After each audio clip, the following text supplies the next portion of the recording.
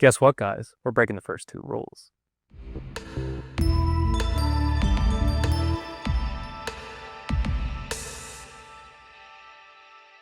Gentlemen, welcome to Fight Club. The first rule of Fight Club is you do not talk about Fight Club. The second rule of Fight Club is you do not talk about Fight Club.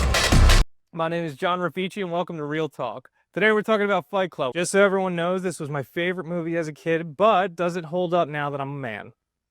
The first time I saw Fight Club, I was a teenager. I was in high school and I was enamored by it. I thought this romantic world of violence and simplicity, it just spoke to me. I loved it. I couldn't get enough of it.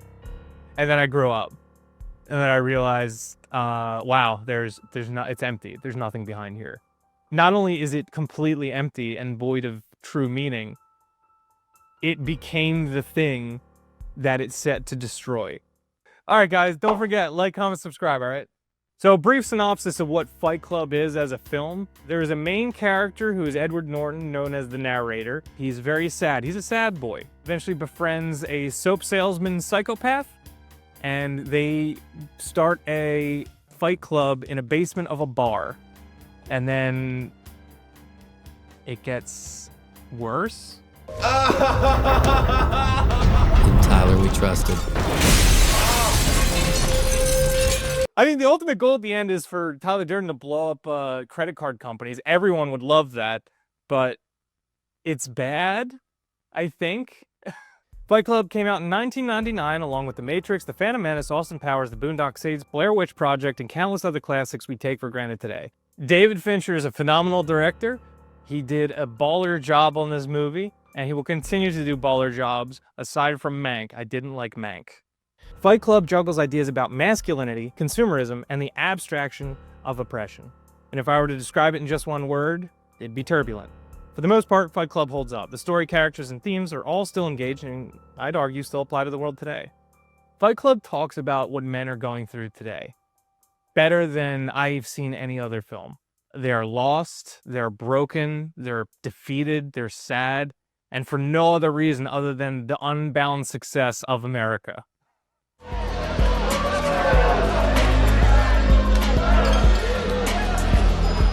Just in case a few of you watched this movie and didn't quite get the ending, I'll just remind you, Tyler Durden isn't exactly someone to emulate.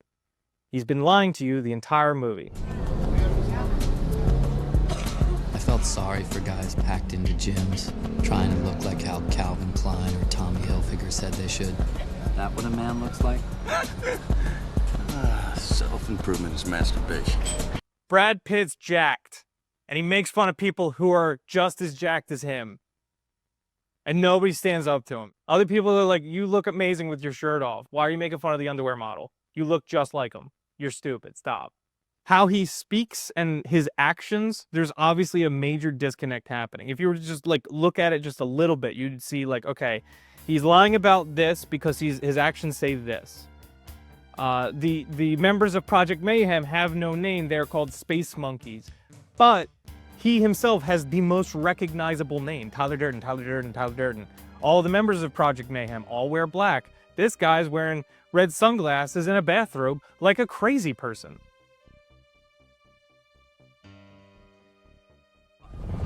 Stop trying to control everything and just let go.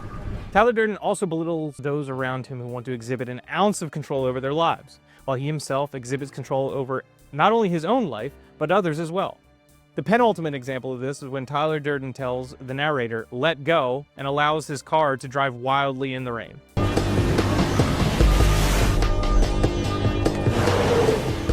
But at the same moment, he puts on a seatbelt, perfectly exhibiting that he never submitted himself to the random chance of life and kept a hand on the wheel, so to speak.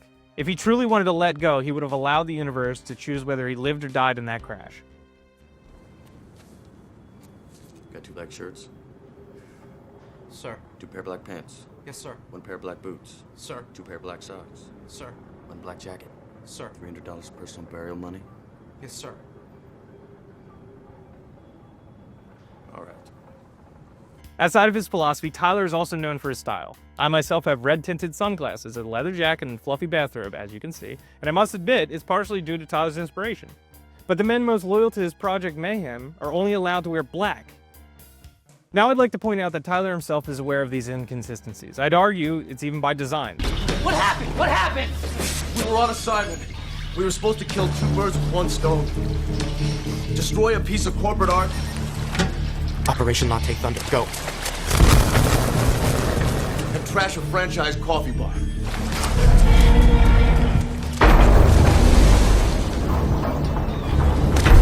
We had it all worked out, sir.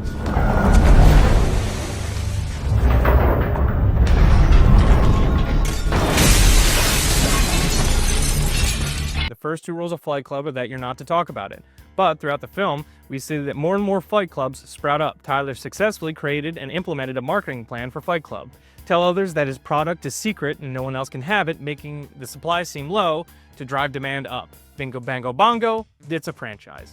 Did you know there's a Fight Club up in Delaware City? Yeah, I heard. There's one in Penn's Grove, too. Bob even found one up in Newcastle.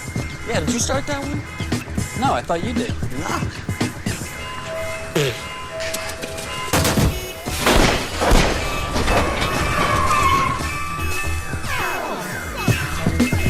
For the most part, if you're a rational member of society, viewing Tyler's sense of the world would be an immediate incongruence. But I dare to say that there's an aspect that both lines up with the filmmaker's intentions and the audience's inherent understanding of the world. Broken people are powerful. The more destroyed a character looks, the stronger and more honest they're perceived to be by others. This is made evident when the bartender at the end of the film seems to be the only one honest enough to let the narrator know the ultimate truth of the story. Who do you think I am? Are you sure this isn't a test? No, this is not a test. You're Mr. Durden. Now, whether this was him submitting himself to the altar of honesty or if he was suffering from some brain injury and forgot, he was told to never let the other characters know about the conspiracy, it's up for debate. Regardless, he didn't lie. The second example is when Jared Leto's character stands up to his would-be murderer and superior when the narrator is investigating Project Mayhem. Put yourself in Jared Leto's shoes. You were beaten to a pulp in a basement by your cult leader, led into a violent secret mission, and told by the same person who made you your face hamburger, hey, if I start looking at the paperwork I initiated, stop me. The level of dedication, mental unraveling, and outright drive to stand up to the man who pummeled you into oblivion after the mind of a conversation that must have been is something I actually couldn't fathom. It's under control, sir. Finally, we have Bob. Bob seemingly was a run-of-the-mill member of the Fight Club. In fact, he almost didn't make it into the next level of Project Mayhem. You're too old, fat man. Your tits are too big. Get the f off my porch.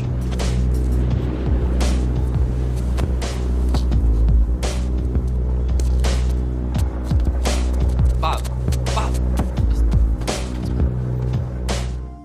What I like about this scene is how the narrator seemingly looks at the camera as if it were one of his fourth wall breaking moments, but he says nothing and allows the moment to speak for itself.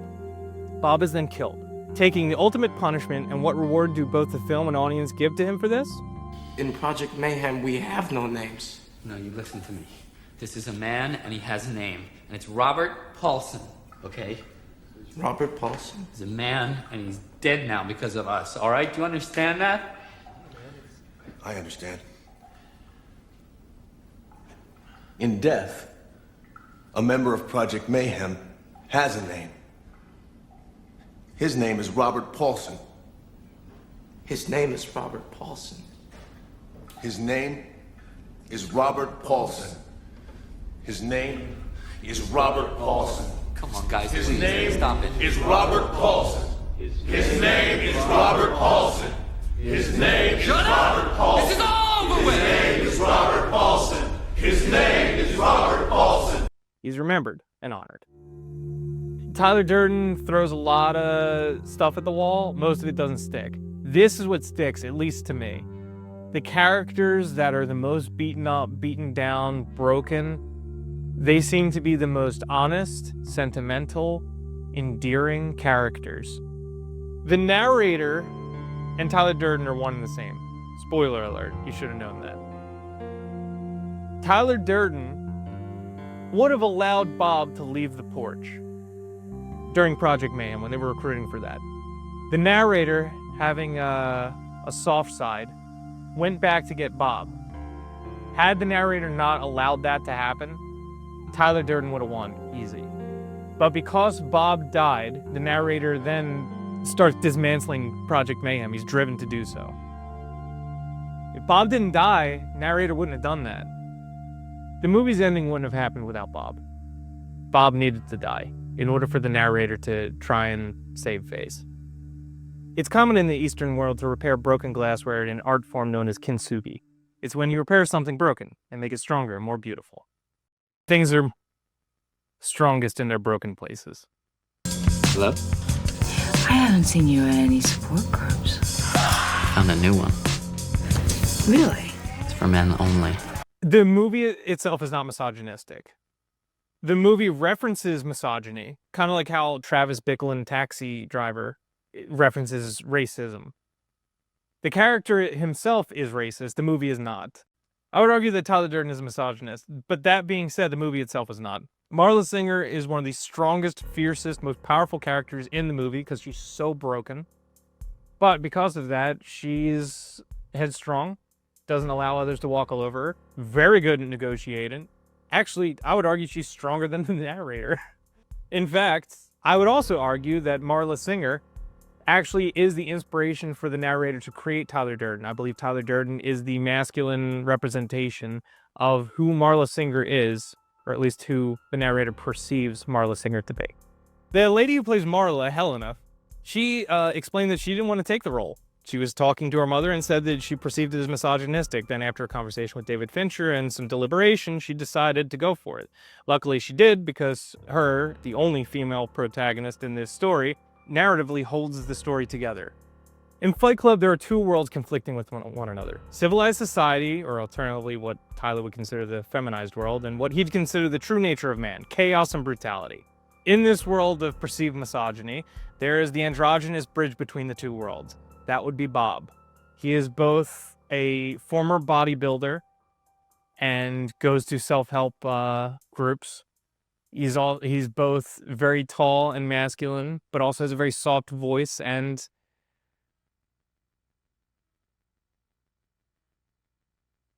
appendages.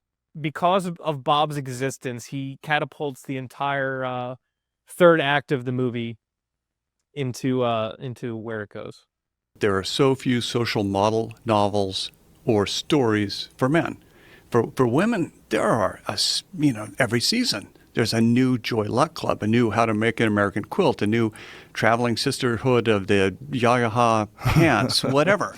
Just all these different models in which women can come together and talk about their lives. And if you're a man, you've got either Fight Club or you have the Dead Poet Society. And that is really it. Friendly reminder, don't forget to like, comment, subscribe. Who do you think I am?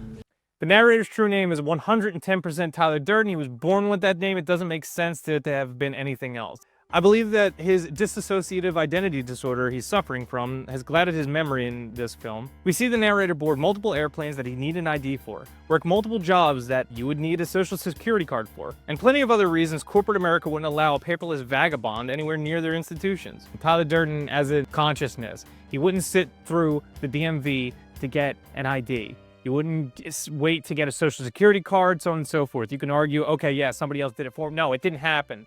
Narrator's true name is Tyler Durden. If it wasn't, he would have went by any other name. He would have went by Cornelius Rupert. I don't know why Helena Bonham Carter says it like that, but it's so odd. Like her English accent was coming through when she was screaming over the traffic. Anyway, I'm aware that in the book Fight Club 2, it's revealed that the character's name is Sebastian. I'm also aware of a concept called Death of the Author, and that these two stories are independent from one another. The book's author, Chucky P., is said to have preferred the film to his own work. The final words of Tyler Durden are, "What's that smell?" So I did a little bit of research. Apparently, David Fincher really likes this one particular author, and that was the final words that he had. There are multiple references to other mediums in this film. Obviously, the Forrest Gump and, Bruce Lee, what have you. That being said, is it possible that he's smelling the gun smoke and doesn't know what that smell is? I highly doubt it. Kind of a lunatic. He's also creating nitroglycerin in his kitchen. I highly doubt he doesn't know what gunpowder smells like. He is a soap salesman. Shot himself through the brainstem. I suspect that this was just some kind of baser instinct coming out. I'm not quite sure what's that smell, why his final words would be what that smell. We were finding out more and more that we were not alone. It was on the tip of everyone's tongue. So now let's view Fight Club through a modern lens.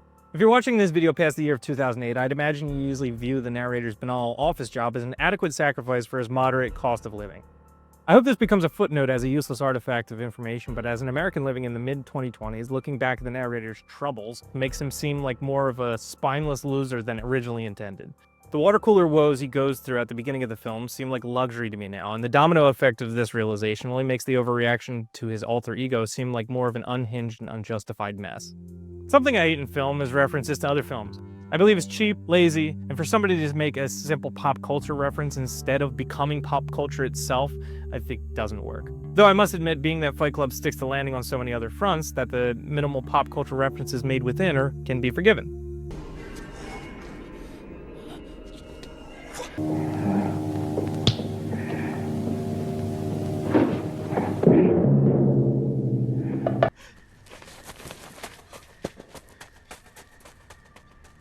Run, Forrest, run!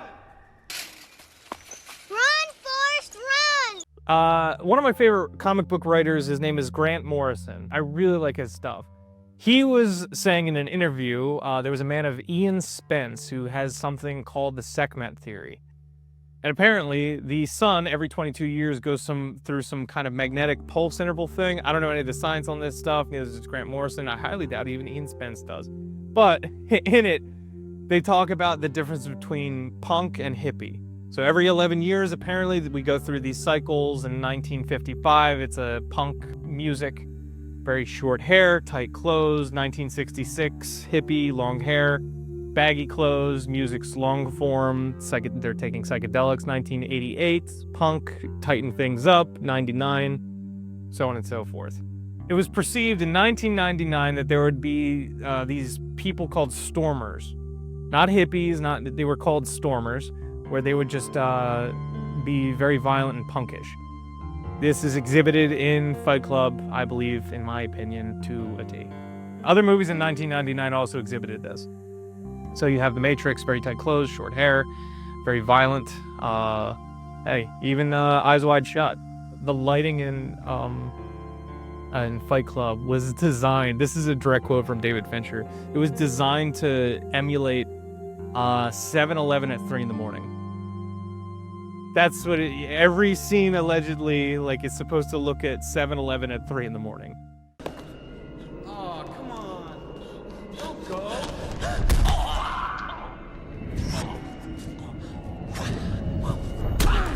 And if you haven't already, at the end here, don't forget, like, comment, subscribe. Helps the YouTube channel out. And guys, because the misogyny bit, like, I don't think I had a full grasp on that. What do you think? Do you think Fight Club is misogynistic, or do you think just Tyler Durden is? Or let me know. Let's have that discussion in the comments. Also, be civil, guys. This is the internet. We're all friends here. What movie should I do next, too? Thanks for watching, and I am my khakis.